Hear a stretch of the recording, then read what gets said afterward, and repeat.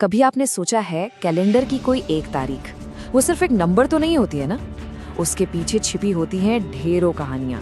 एक ही दिन किसी के लिए जिंदगी की शुरुआत होता है तो किसी के लिए गर्व का सबसे बड़ा पल। तो आज हम ऐसी ही एक तारीख की अनोखी यात्रा पर निकलने वाले हैं। तो सवाल ये उठता है कि क्या सच में एक अकेला दिन दुनिया को बदल सकता है? जवाब है बिल्कुल। और इसका सबूत छिपा है इतिहास की गहराइयों में, जहां एक ही तारीख हमें जीत, खोज, गर्व और यहाँ तक कि बलिदान की बिल्कुल अलग अलग कहानियां सुनाती है। तो वो तारीख है 3 अप्रैल और ये रहा हमारा आज का सफर। हम शुरुआत करेंगे साल 1914 से, फिर छलांग लगाएंगे 1973 में एक कमाल के आविष्कार को देखने। उसके बाद 1984 के एक गौरव भरे पल को महसूस करेंगे और आखिर में 2010 की एक ऐसी घटना को भी जानेंगे जो हमें बहुत कुछ सोचने पर मजबूर करती है। तो चलिए सफर शुरू करते हैं। हमारा पहला पड़ाव है लीडरशिप और इनोवेशन। यहाँ हम 2 कमाल की कहानियों पर नजर डालेंगे। एक जिसने भारत की मिलिट्री हिस्ट्री को हमेशा के लिए बदल दिया और दूसरी जिसने हम सब के बात करने का तरीका ही बदल दिया। तारीख थी 3 अप्रैल 1914। इस दिन जन्म हुआ भारत के एक ऐसे फौजी लीडर का जिनका नाम इतिहास में सुनहरे अक्षरों में लिखा है, सैम मानेकशॉ। लोगों ने प्यार और इज्जत से सैम बहादुर बुलाते थे और यकीन मानिए ये सिर्फ एक नाम नहीं था, ये उनकी पहचान थी, उनकी बहादुरी और जबरदस्त लीडरशिप का सबूत। आपको पता है सैम मानेकशॉ का रैंक क्या था? Field marshal. अब ये कोई मामूली रैंक नहीं है, ये इंडियन आर्मी का सबसे ऊंचा, सबसे सम्मानित पद है। इतना खास कि आज तक सिर्फ 2 ही लोगों को मिला है और सैम बहादुर उनमें से पहले थे। बस इसी बात से आप उनके कद का अंदाजा लगा सकते। तो हम उन्हें क्यों याद करते हैं? उनकी विरासत क्या है? सबसे बड़ी बात 1971 का युद्ध। उन्हीं की जबरदस्त स्ट्रैटेजी की वजह से भारत को वो ऐतिहासिक जीत मिली जिसके बाद बांग्लादेश बना। आज भी आर्मी में उनकी लीडरशिप की मिसाल दी जाती है। लेकिन रुकिए, 3 अप्रैल की कहानी सिर्फ जंग के मैदान तक ही नहीं है। चलिए अब टाइम मशीन में थोड़ा आगे चलते हैं और देखते हैं कि इसी तारीख को टेक्नोलॉजी में क्या कमाल हुआ। तो हम आ गए हैं साल 1973 में और तारीख है वही 3 अप्रैल। ये वो दिन है जब एक ऐसी चीज का जन्म हुआ जो आज आपकी और मेरी हम सबकी जेब में है। जी हाँ, एक ऐसी क्रांति जिसने दुनिया को मुट्ठी में कर दिया।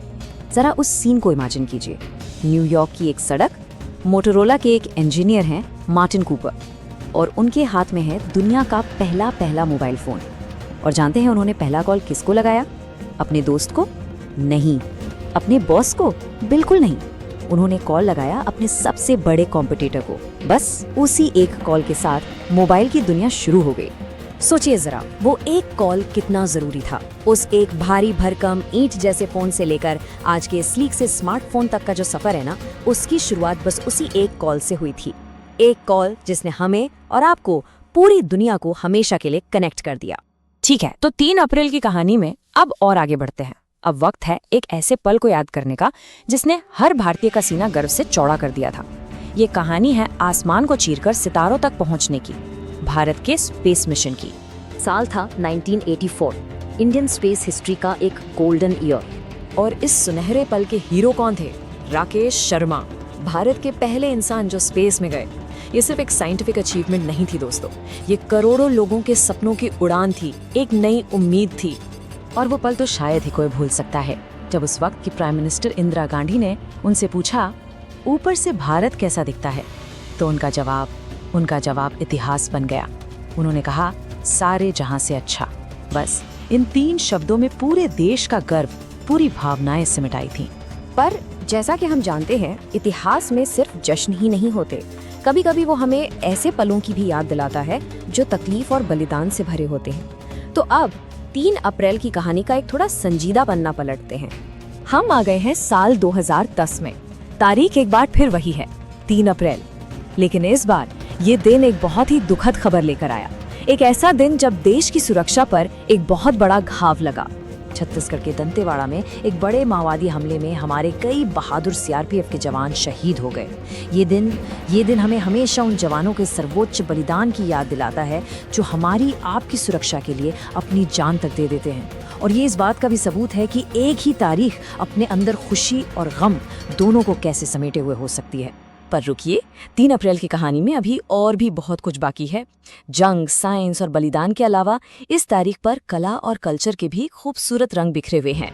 और ये वाकई कमाल की बात है। सोचिए, एक तरफ तो famous American writer Washington Irving का जन्मदिन है इसी दिन, और दूसरी तरफ हमारे अपने इंडिया के माइकल जैक्सन, प्रभु देवा का भी जन्मदिन है। मतलब लिटरेचर से लेके डांस तक ये तारीख तो क्रिएटिविटी का भी दिन है। तो इस पूरे सफर से हमने क्या सीखा?